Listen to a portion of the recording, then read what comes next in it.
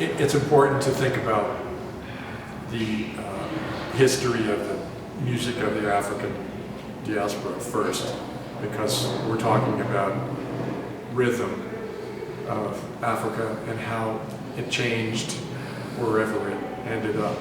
So, you know, Cuba, Mexico, the Caribbean, New Orleans, you know, Chicago, New York, and how that changed everyone's point of view of rhythm. So when it came time for composers in the United States to think about how those rhythms can interact in a symphonic setting, we're talking about the beginning of the 20s, you know, Paul Whiteman and of course Gershwin and those composers that were interested in bringing jazz into a symphonic setting and to put in improvisation. And that's really the main difference, because of course black composers were writing music for orchestra as early as the 20s and 30s, but there wasn't improvisation in it. And so that role of improvisation is important with orchestras. Of course, in Mexico and South America, we have quite a few composers that were interested in this rhythmic music of the diaspora. And of course, Chavez in Mexico, Inestera, and we hear a lot of African tradition in that music that became, you know, part of the, you know, cultural tradition. And so that's part one, but part two is the interest of jazz musicians also in Mexico of using the symphonic orchestra to create their stories and their structures to improvise. And that makes it special for us. It's a historic tradition of using symphonic instruments to play rhythmic music, but to make individual stories of all of these composers that participated with us makes it really very special. When I am composing, I write from the player's perspective. And in jazz, in general, we talk about the community of players, the players we love, the improvisers that we love, the solos that we remember.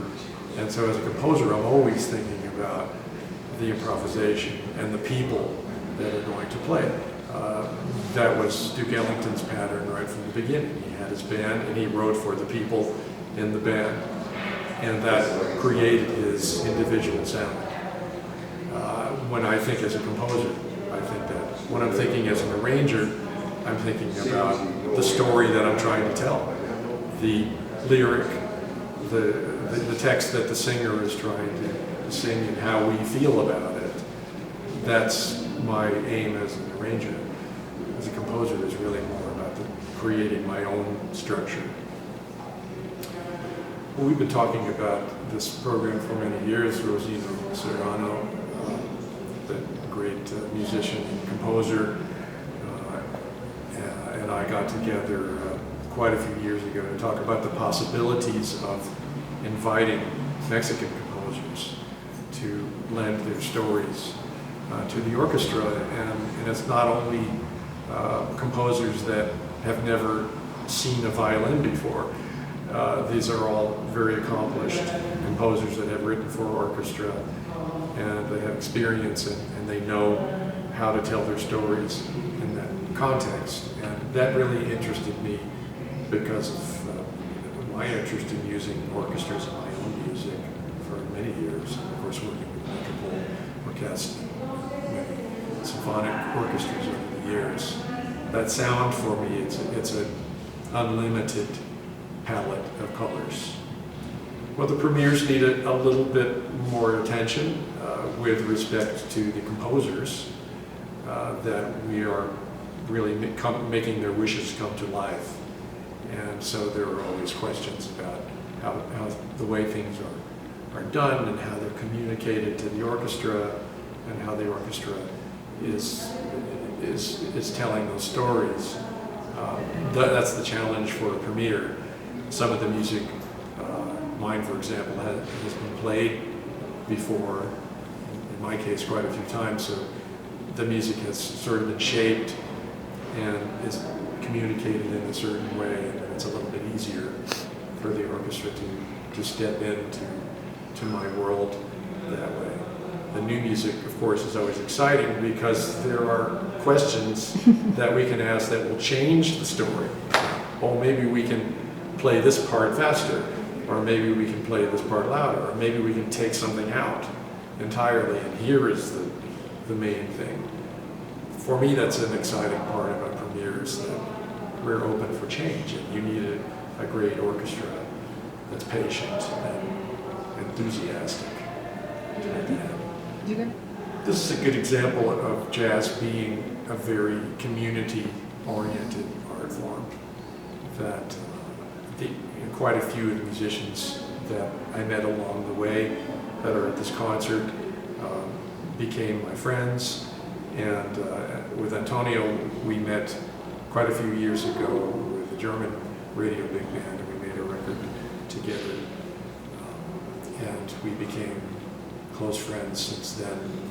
And of course, we had a connection, or Mexican heritage connection, and he just moved to Barcelona, and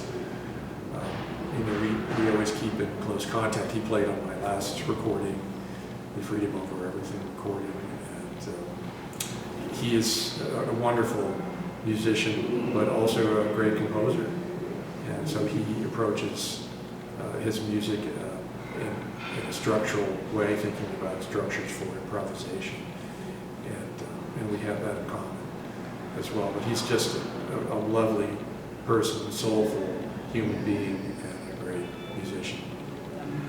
I want them to know that Mexico has a vibrant community of players, but also creators, people who make something. They make music, they make beautiful music, and they have the courage to bring it to a group of their contemporaries or their friends, and see what their stories could turn out to be. And I think that the community of musicians and art lovers in Mexico should be very proud of the community of composers that are creating all of this great music.